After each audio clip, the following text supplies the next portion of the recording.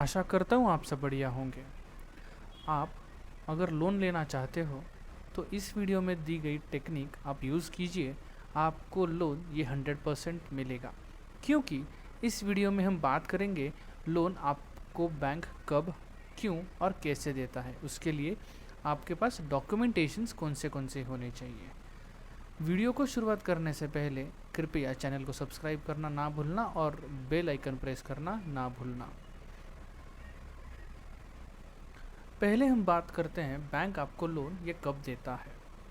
जब आपका bank statement strong हो, सैलरी डिटेल्स आपकी क्लियर हो, बिजनेस डिटेल्स आपके सही हो, इनकम प्रूफ आपके पास होना ज़रूरी है, सिबिल रिपोर्ट जो है वो आपका अच्छा होना चाहिए, लोन अमाउंट ये आपकी प्रॉपर होनी चाहिए, कौन सी भी हाइपोथेटिकल लोन आपको नहीं लेना है, और अदर डिटेल्स जो है ये आपको बैंक देता है। इस वीडियो में मैं आपको एक बोनस टिप भी देना चाहता हूँ। ये इस वीडियो में मैंने दी हुई है, तो आप बोनस टिप के लिए ये वीडियो कंप्लीट देखना ना भूलना। आइए हम स्टार्ट करते हैं। बैंक स्टेटमेंट बैंक को क्यों चाहिए होता है?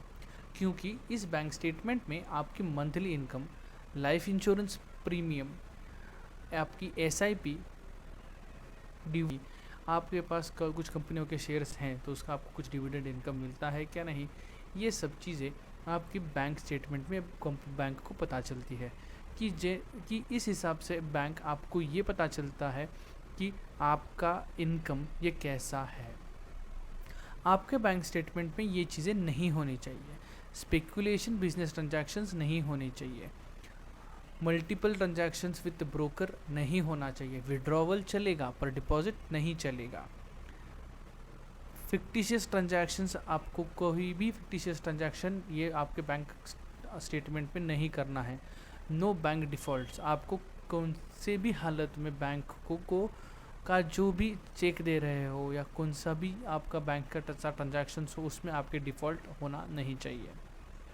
अभी दूसरा जो ऑप्शन है वो है सैलरी डिटेल्स। सैलरी डिटेल्स में आपके एम्प्लॉय के डिटेल्स प्रॉपर वेरीफाई हो किए जाते हैं। आपका नेचर ऑफ एम्प्लॉयमेंट भी वेरीफाई किया जाता है। Total number of working years, आप उस फील्ड में कितने साल तक काम कर रहे हो ये भी इसमें आप देखा जाता है। प्रोविडेंट फंड आपका कंट्रीब्यूशन होता है या नहीं ये भी चेक किया जाता है। ये फॉर्म 16 आपको जनरेट होता है ये क्या नहीं, ये भी बैंक चेक करती हैं। आपका अगर फॉर्म 16 नहीं हो तो 26 एस करके एक रिपोर्ट होता है, वो बैंक मांगती है। अगर आपका बिजनेस इनकम हो तो नेचर ऑफ बिजनेस, आपका बिजनेस किस नेचर का है, आप ट्रेडिंग में हो, आप इन्वेस्टिंग में हो, आप बिजनेस में हो, आप सर्विस प्रोवाइड करते हो, आप क्या हो, ये आप बैंक को जानना ज़रूरी पड़ता है। एग्जिस्टेंस ऑफ बिजनेस, आपका बिजनेस एक्चुअल में है या हाइपोथेटिकल है, ये बैंक को पता होना चाहिए। उसके लिए इनकॉर्पोरेशन डॉक्यूमेंट्स जो होते हैं जैसे कि शॉप एक्ट, उद्योग आधार, अदर इनकॉर्पोरेशन डॉक्यूमेंट्स जो भी होते हैं वो बैंक यहाँ पे आपसे मांगता है। लास्ट 1 ईयर का बैंक का स्टेटमेंट भी आपको इस लोन के लिए आपको देना मैंडेटरी है। 3 इयर्स का ITR आपको देना है। याद रखना 3 इयर्स के ITR में 2 ITR के बीच में मिनिमम 6 मंथ्स का गैप होना ज़रूरी है।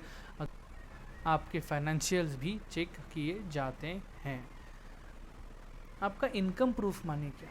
सबसे इम्पोर्टेंट और सबसे मेन इनकम प्रूफ जो है वो है आपका फॉर्म, आपका जो सबसे इम्पोर्टेंट इनकम प्रूफ जो है वो है आपका income tax return, bank statement, family pension, FD interest, ये जो चीज़ें हैं ये आपके इनकम प्रूफ में आती है।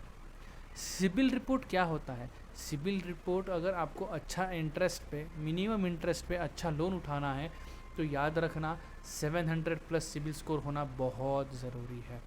आपकी क्रेडिट हिस्ट्री बहुत अच्छी होनी चाहिए। कहीं कहीं पे भी आपने कोई सा भी डिफ़ॉल्ट नहीं करना है। अगर आपने डिफ़ॉल्ट किया है तो आपकी लोन मिलने की जो चांसेस हैं वो कम होते हैं।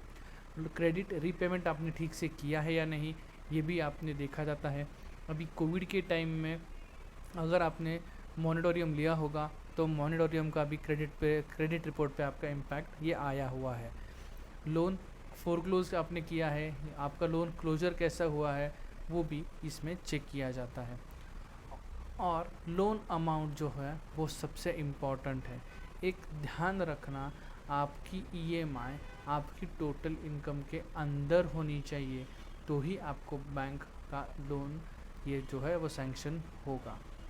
ये जो रेशो है उसको हम कहते हैं 45-65 रेशो। आपका 45% जो अमाउंट है, 45% अमाउंट ये ईएमआई अमाउंट होती है। इसका 45% से अगर आपका ईएमआई जाता जाता है तो आपका लोन नहीं बैठ रहा है। अगर आपका 65% जो है वो आपको खुद को खर्चा करने के लिए बैंक ने कहा, बैंक का एक रूल के हिसाब से 65% एक खर्चा आप खुद करो, 45% तक का जो लोन है वो आप ले सकते हो। अदर डिटेल्स में आपके कौन से डॉक्यूमेंट्स आते हैं ये ध्यान में रखना है। आपका रजिस्टर रेंट एग्रीमेंट है, अगर रजिस्टर रेंट एग्रीमेंट नहीं है तो गैस रिसिट्स लगती है। उसके बाद पैन कार्ड लगता है, आधार कार्ड लगता है, अपॉइंटमेंट लेटर लगता है, क्वालिफ़िकेशन सर्टिफिकेट आपका यहाँ पे लगता है। अभी जो इम्पोर्टेंट जो चीज़ है वो ये है कि कौन से लिस्ट ऑफ डॉक्यूमेंट्स आपको चाहिए अगर आप लोन लेना चाहते हो। ये हमारे वीडियो की बोनस टिप है, लिख लीजिए। पहला है 1 साल का बैंक स्टेटमेंट, दूसरा है पैन कार्ड, तीसरा है आधार कार्ड, चौथा है अपॉइंटमेंट लेटर ऑफ एम्प्लॉयर। अगर बिजनेस है तो बिजनेस फॉर्मेशन का डॉक्यूमेंट, 3 इयर्स के income tax returns, rent agreement, qualification certificate. ये चीज़ें आपको